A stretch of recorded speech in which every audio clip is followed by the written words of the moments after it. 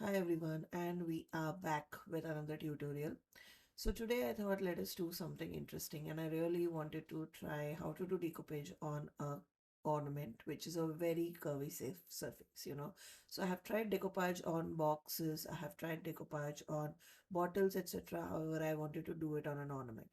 So here I'm showing you some of the ornaments that I got while I was shopping. As you could see, they were silver in color, and I turned them into this beautiful white by using some two coats of gesso on it, and then I'm going to do the decoupage on it like so.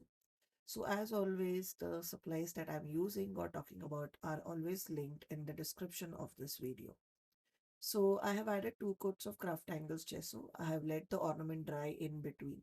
And then I'm using this beautiful truck decoupage napkin image because I wanted to create the same on a bauble. Now this is a part of a napkin called Christmas Elements, again a CrafTangles decoupage napkin.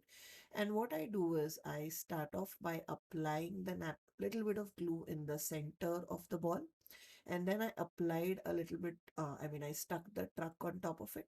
And then what I do is I apply some watery glue. So it's a very much lot of water and hardly any glue.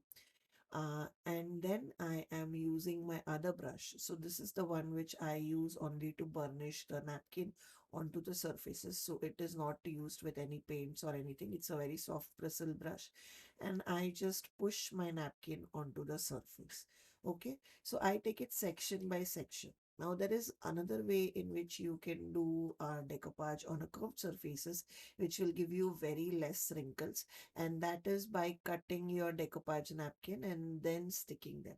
So what do I mean by that is Anamika was kind enough to teach us the entire thing in a tutorial. So rather than me explaining you where you may not understand, I will link her tutorial below in the description, so that in case you guys are wondering on how I do that, you could definitely check out my live with Anamika, where she has done it on a curved surfaces, and learn from how she did it.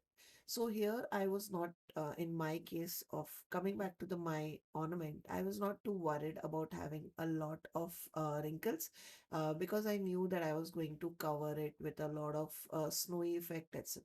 Okay. So once I apply the napkin with a lot of water and hardly any glue onto the ornament, I go back taking generous amount of decoupage glue, and then you can see I'm spreading it on top of the napkin. So what this will do is this will kind of seal my napkin onto the Christmas ball. Okay, now you could let this air dry or you could use a heat gun. I used a heat gun because of course, I was shooting it, but if you have time, do always let this air dry. You will get more finished effect with that.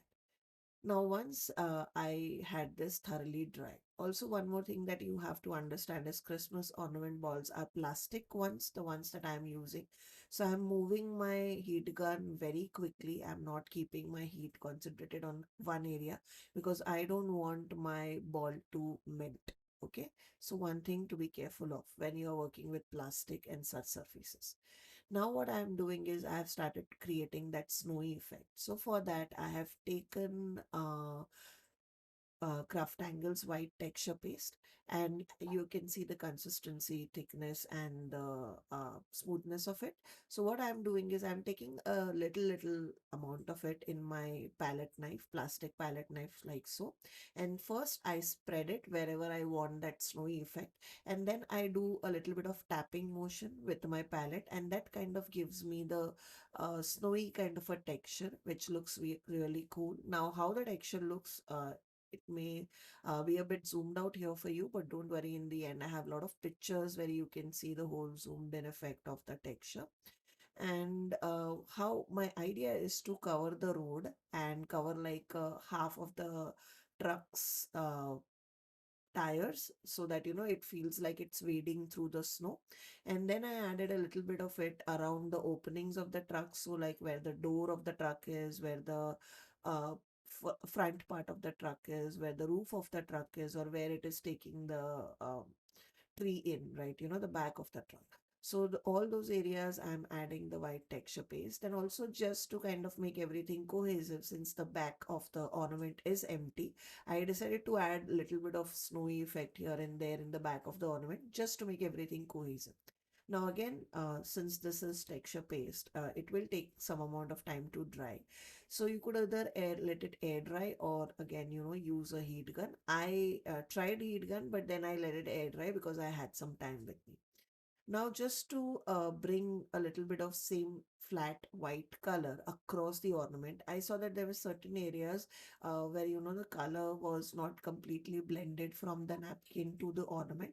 So I took a little bit of white gesso. So this is CrafTangles white gesso in a brush. I did not dilute it with any water, and you can see I am applying it on ornament in this tapping motion.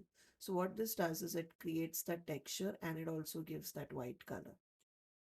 Now comes the third layering, because I wanted a little bit of glitter here and there around the ornament just to make it more Christmassy. So what I'm doing is, in certain areas I'm going back with CrafTangles Unicorn Dream texture paste.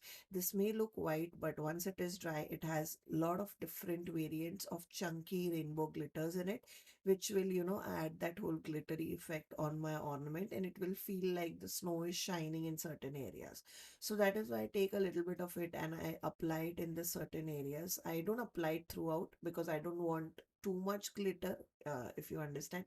So I just want a little bit of it. So I'm taking it in certain areas, and I'm applying it around the like truck, around the landscape, around the road, to kind of make it more Christmassy. If glitter is not something that you want, you could definitely skip the step. It does not add any snowy effect. It's just for the glitter. And yeah, that's how I will complete my Christmas ornament. This was a lot of fun and a very personalized gift. My friend, I hope, would really love this, who celebrates Christmas, and I'm sending all these ornaments to her. We did a lot of tutorials on Christmas ornaments this week and last week on our YouTube channel. So if that is something that excites you on how to make your own upcycle Christmas ornaments, do check out those tutorials. They'll give you a lot of ideas. And yeah, that is my tutorial for today. I leave you with a little bit of detailed videos on how I made on the detailed videos on how this ornament will look once it is completely dry. I've also taken a lot of pictures which you can look at. I'll see you soon with another tutorial. Till then, guys, like, subscribe, and comment.